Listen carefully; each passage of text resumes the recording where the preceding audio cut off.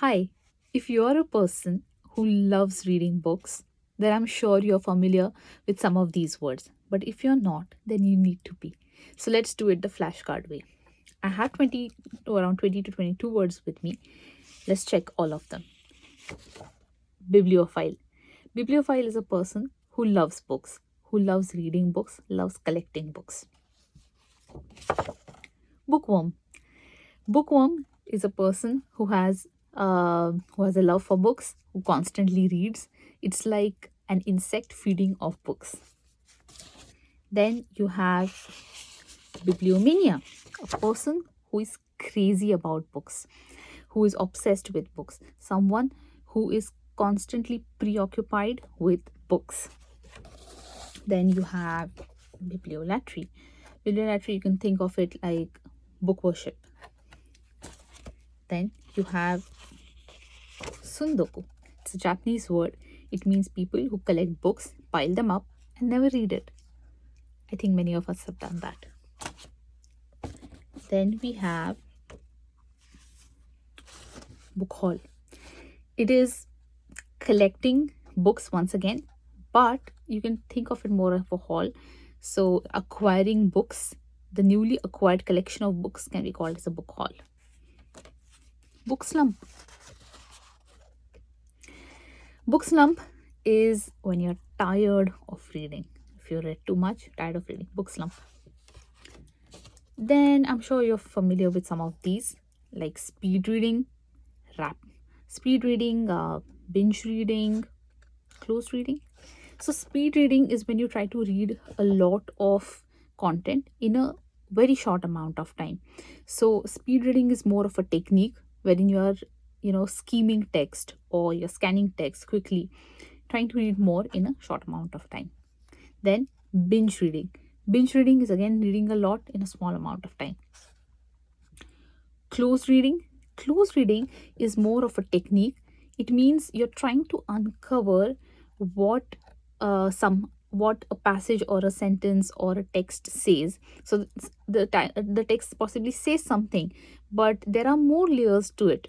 So you're trying to uncover that, and doing that technique is called close reading. Then you have book hangover. Book hangover.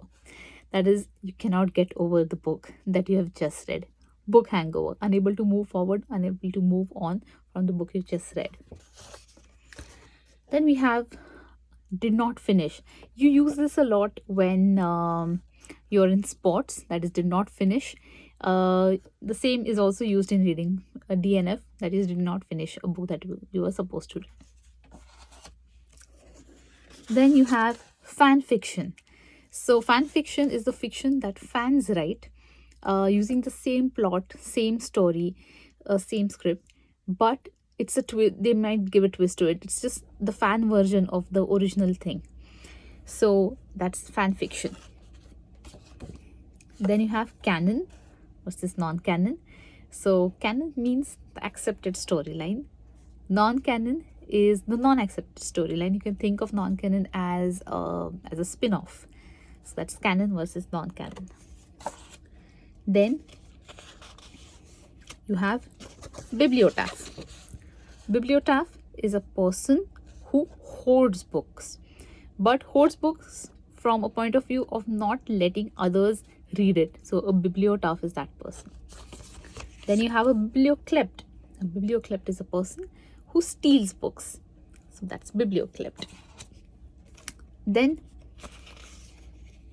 you have something like immersive reading.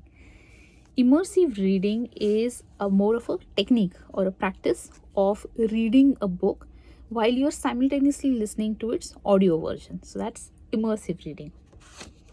Then you have hyperlexia. Hyperlexia is a small young kid's ability to read more than what he is supposed to read or is capable of reading at his or her age. So that is hyperlexia. Then you have parcosm. Parcosm is kind of the imaginary world that you create in your mind while you're reading the book. Then you have epigraph. Epigraph is the quote or a phrase or a sentence that appears at the beginning of a book. That's an epigraph. Florilegium.